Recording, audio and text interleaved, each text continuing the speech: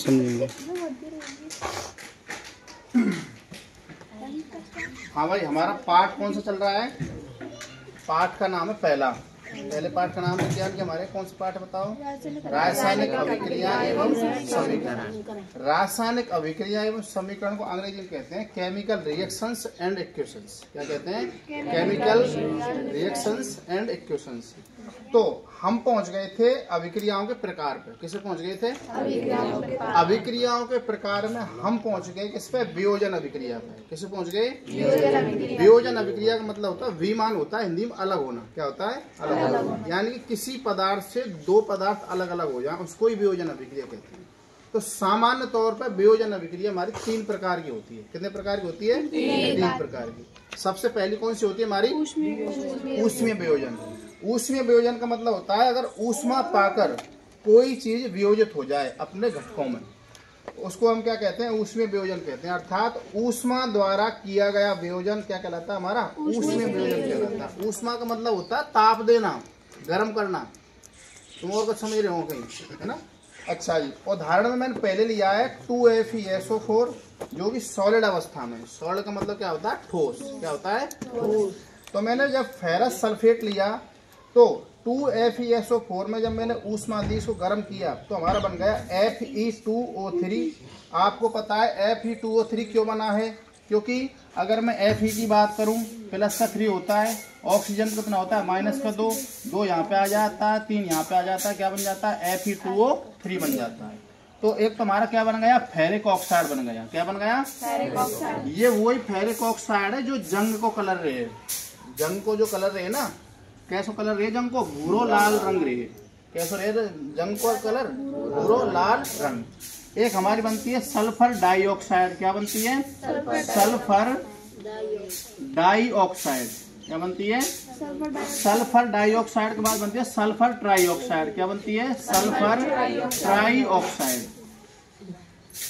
तो आपको ध्यान में रखना है जब हम 2FeSO4 में ऊष्मा देते हैं तो हमारा Fe2O3 बनता है, SO2 बनता है और SO3 बनता है। फेरिक ऑक्साइड बनता है, सल्फर डाइऑक्साइड बनता है, सल्फर ट्राइऑक्साइड बोलता है। एक को बोलते हैं मोनो, 2 को बोलते हैं डाई, 3 को बोलते हैं ट्राई, 4 को बोलते हैं टेट्रा, 5 को बोलते हैं पेंटा, 6 को बोलते हैं हेक्सा, 7 को बोलते हैं हेक्सा और 8 को बोलते हैं ऑक्टा और 9 को बोलते हैं नॉन और 10 को बोलते हैं डेका। कार्बनों की संख्या के आधार पर। तो ये आपको बात याद रखनी है। अगला हमारा दूसरा एग्जांपल हमारा CaCO3। पिछले बार एग्जाम में CBSE वाले इंग्लिश मीडियम में आया था ये सवाल। CaCO3 में अगर हम ऊष्मा देते हैं तो क्या बन के तैयार होता है? CaO plus CO2। CaO होता है तुम्हारा कैल्शियम ऑक्साइड। क्या होता है? कैल्शियम ऑक्साइड के साथ में CO2 कार्बन डाइऑक्साइड गैस निकलती है। कौन सी गैस निकलती है? Carbon dioxide gas. जो CaCO3 रहे ना कैल्शियम कार्बोनेट बोले जाते। क्या बोले? Calcium carbonate. क्या बोले? कैल्शियम कार्बोनेट को देसी भाषा में जो नाम रहे चूना पत्थर रहे। क्या रहे? चूना पत्थर। आपने देखा होगा कई जगह पे जो वो बनती है ना मूर्ति वगैरह, तो चूने पत्थर के ढेर से पड़े उनमें कटिंग कर करके मूर्ति बनानी है। जितनी मूर्ति बनी पड़ी है ना ये सब चूना पत्थर में से कटिंग कर करके बना दें और उनमें पेंट कर दें और बन गए हनुमान जी, बन गए राधा कृष्ण, बन गए ठाकुर जी। तो उसमें कटिंग करके बनाया जाता है, सेम शक्ल बना दी जाती है। तो कैल्शियम कार्बोनेट में अगर हम ऊष्मा दें तो ऊष्मा देने के बाद हमारा कैल्शियम ऑक्साइड और CO2 यानी कि कार्बन डाइऑक्साइड और CO2 का मतलब होता है बिना बुझा चूना। कौन सा होता है? बिना बुझा चूना। आ गया समझ में दूसरा एग्जाम्पल। तीसरा एग्जाम्पल है हमारा ऊष्मीय वियोजन का 2PbNO3। हम सॉलिड अवस्था में लेते हैं ठोस रूप में। इसको जब गर्म करते हैं ऊष्मा देते हैं तो एक तो बनता है हमारा 2PbO। आपको पता है PB पर कितनी होती है? प्लस की 2 और ऑक्सीजन कितनी होती है? माइनस की 2। दोनों कट जाते हैं, क्या बन जाता है? 2PbO बन जाता है, जिसको हम बोलते हैं लेड ऑक्साइड। क्या बोलते हैं? ये लेड ऑक्साइड को मतलब लेड ते हमें अंग्रेजी में या वैज्ञानिक भाषा में शीशा जो रहे ना, शीशा को पीवी कहते हैं। क्या कहते हैं? पीवी। और उसको हिंदी में कहेंगे आप लेड। जिसमें आप बात करो शीशा जो लगा हुआ है उसको वैज्ञानिक भाषा में क्या ध्यान रखेंगे? अल्फाबेट में तो पीवी ध्यान रखेंगे और हिंदी में ध्यान रखेंगे लेड। ठीक है ना? तो शीशा ऑक्साइड बन गया तुम्हारा। एक बनता है तुम्हारा 4NO2 4NO2 को बोलते हैं हम नाइट्रोजन डाइऑक्साइड। भाई नाइट्रोजन तो N है और 2 को मतलब डाई रहे, O को मतलब ऑक्साइड रहे, का बन गो नाइट्रोजन डाइऑक्साइड, गैस अवस्था में बन गया। एक निकल जाती है तुम्हारी ऑक्सीजन गैस। क्या निकल जाती है? Oxygen gas. तो ये तो हमारा क्या था? Lead nitrate. क्या था? लेड नाइट्रेट से तुम्हारा लेड ऑक्साइड बन गया और नाइट्रोजन डाइऑक्साइड बन गई और क्या बन गई? ऑक्सीजन बन गई। वियोजन हो गया, एक चीज थी, 2 या 2 से अधिक चीजें बन गई। क्या बन गया? लेड ऑक्साइड बन गया, नाइट्रोजन डाइऑक्साइड बन गई और क्या बन गया तुम्हारा? ऑक्सीजन। हमारी उसमें वियोजन के 3 एग्जाम्पल हैं, इनसे आगे वो बोर्ड पूछता ही नहीं है। जो हमारे बोर्ड के पास 3 एग्जाम्पल है, इनसे आगे वो पूछता ही है ही ना सिलेबस में इनके अलावा। अगला हमारा वैद्युत वियोजन। कौन सा है? दूसरा वियोजन। वियोजन मैंने आपको बताया 3 प्रकार का होता है। पहला कौन सा होता है? ऊष्मीय वियोजन, दूसरा कौन सा होता है? वैद्युत वियोजन, और तीसरा कौन सा होता है? प्रकाशीय वियोजन। प्रकाशीय वियोजन है कल करेंगे वैसे। तो वैद्युत वियोजन, जब लाइट चला के कोई चीज में लाइट लगामे और वो गर्म हो जाए और अलग अलग पदार्थों में टूट जाए, विद्युत लगामे या लाइट लगामे या बिजली लगामे और वाते वो अलग अलग पदार्थों में टूट जाए ना, वात वैद्युत वियोजन के में।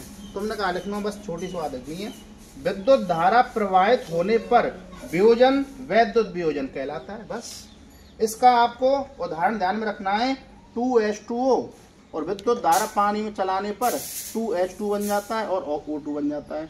पानी जब लाइट चलावे ना तो हाइड्रोजन का अणु अलग निकल जाता है ऑक्सीजन के रूप, गैस के रूप में, और ऑक्सीजन का अलग निकल जाता है। तो 2H2 और O2 ये भी गैसीय अवस्था में और ये भी गैसीय अवस्था में। इसका एक चित्र बनता है। एक मग लेंगे, क्या लेंगे? मग में एक रॉड डालेंगे एनोड की, एक रॉड डालेंगे कैथोड की। उस रॉड के अंदर 2 ग्रेफाइट की रॉड डालेंगे। ग्रेफाइट क्यों डाल रहे हैं? क्योंकि ग्रेफाइट के अंदर क्या आती है? ग्रेफाइट एक ऐसा तत्व है, अधातु होते हुए भी क्या आती है? उसमें लाइट आती है, विद्युत का सुचालक होता है। ग्रेफाइट अधातु होते हुए भी विद्युत का सुचालक होता है, जबकि अधातु में लाइट और किसी में नहीं आती है, सिर्फ धातुओं में लाइट आती है। अच्छा जी तो अगर हम बात करेंगे, इसमें पानी डालेंगे और 6 वोल्ट की बैटरी लगा दी हमने। बड़ो डंडा रहे प्लस को, छोटा डंडा रहे माइनस को। ये हमने स्विच लगा दिया कुंजी के में, खटका दबा देंगे चालू हो जाएगा, बंद कर देंगे तो बंद हो जाएगा। खटका हमने चालू कर दिया, लाइट जाब लगी, तो इसके अंदर ये ग्रेफाइट की रॉड है, ये वाली ग्रेफाइट की रॉड है, ये एनोड की है और ये कैथोड की है। एनोड वाली तो प्लस के में, कैथोड वाली तो माइनस के में, ताकि में माइनस। जब लाइट चलाते हैं तो पानी के अंदर वियोजन होता है और H2 गैस और O2 गैस, यानी हाइड्रोजन गैस और ऑक्सीजन गैस निकले। तो हाइड्रोजन गैस तो निकले कहाँ कर? कैथोड में कर। कहाँ कर निकले? कैथोड में कर। कैथोड गैस कैथोड से कौन निकलती है? हमारी हाइड्रोजन गैस। और ऑक्सीजन जो गैस होती है वो निकलती है हमारी एनोड से। कहाँ से निकलती है? एनोड से।